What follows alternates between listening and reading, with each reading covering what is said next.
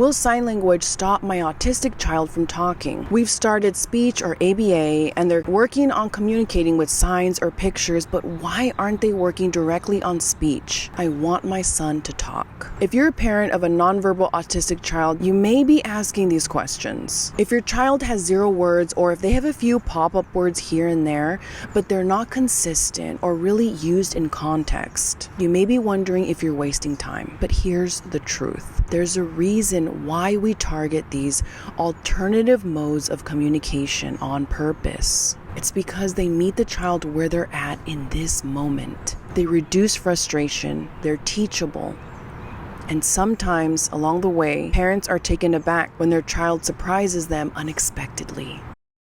My name is Celeste. I've been in the fields of ABA for over 12 years. I educate and empower parents on how to better connect with their autistic child, how to really get in their world, and teach meaningful everyday skills. No, these alternative modes of communication do not delay speech, and in fact, they promote it. As a parent, I'm sure you know that it's your right and obligation to make the best informed decision that you can about your child's learning. So let's start there. With that said, I just want to share my experience and what I commonly see as a BCBA in the fields of ABA. A few years ago, I was working with a nonverbal little girl. At the time, she was about 5 years old. She had 0 words, and she would primarily communicate by getting food or snacks on her own. So parents would say oh, one day I just found the fridge open, and she started trying to cook her own eggs. I think she was trying to cook her own breakfast. She was trying to cook her own eggs. So the independence was really high, but parents were interested in how can we promote communication. They said she won't tell us. She won't tell us when she wants something. This little girl at the time wasn't able to copy sounds.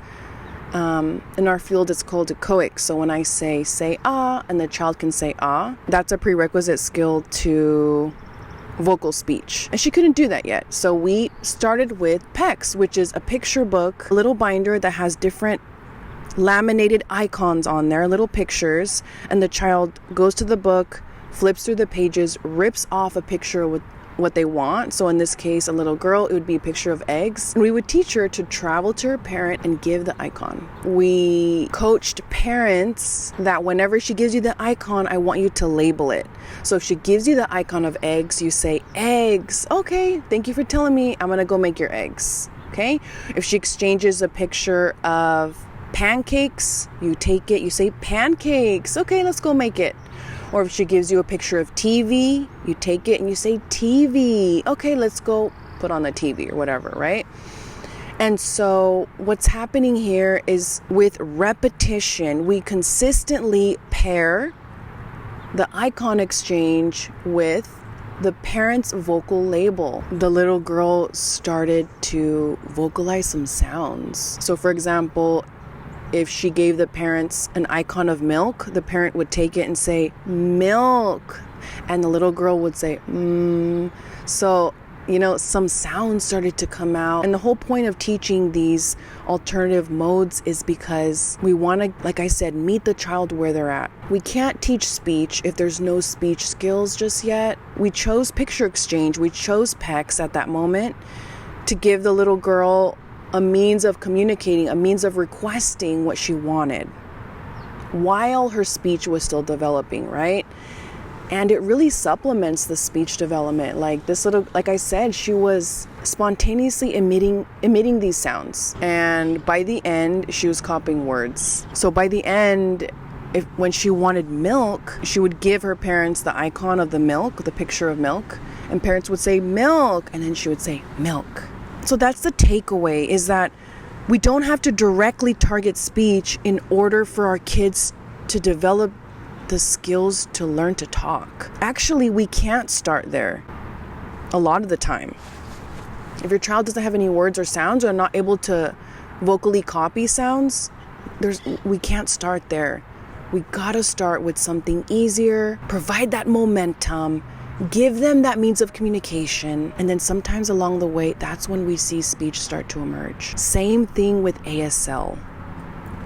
When the child does the sign, the parent is coached to to provide that vocal label. It's the consistency of that vocal label that sometimes results in kids trying to copy it. The takeaway is no, picture exchange doesn't delay speech. No, ASL does not promote dependency on the sign and keep your child from talking. The best way to promote speech development is for you as a parent to consistently practice the current mode of communication, whatever that is. Whatever mode of communication ABA or speech therapy is targeting, hit it and hit it hard. Hit it with consistency. A final note is this won't be everyone's experience. This won't be everyone's experience where vocal language starts to emerge as a result of ASL or PECS. There will be some kids that are nonverbal for life, and that is okay. But what is the truth for everyone is that no one's speech was delayed or hindered by utilizing their alternative mode of communication. No one. No one's ASL stopped them from talking. No one's picture exchange caused them to become dependent on it and therefore not talk. If they were going to be nonverbal rock stars for life, their alternative modes of communication gave them and are giving them a voice. Never delay. In conclusion, using ASL, PECS, or other non-speaking forms of communication does not prevent kids from developing speech. In fact, in my experience, speech often begins to emerge as we focus on building strong, functional communication skills. I truly hope this video was helpful. From your favorite BCBA, remember, you got this.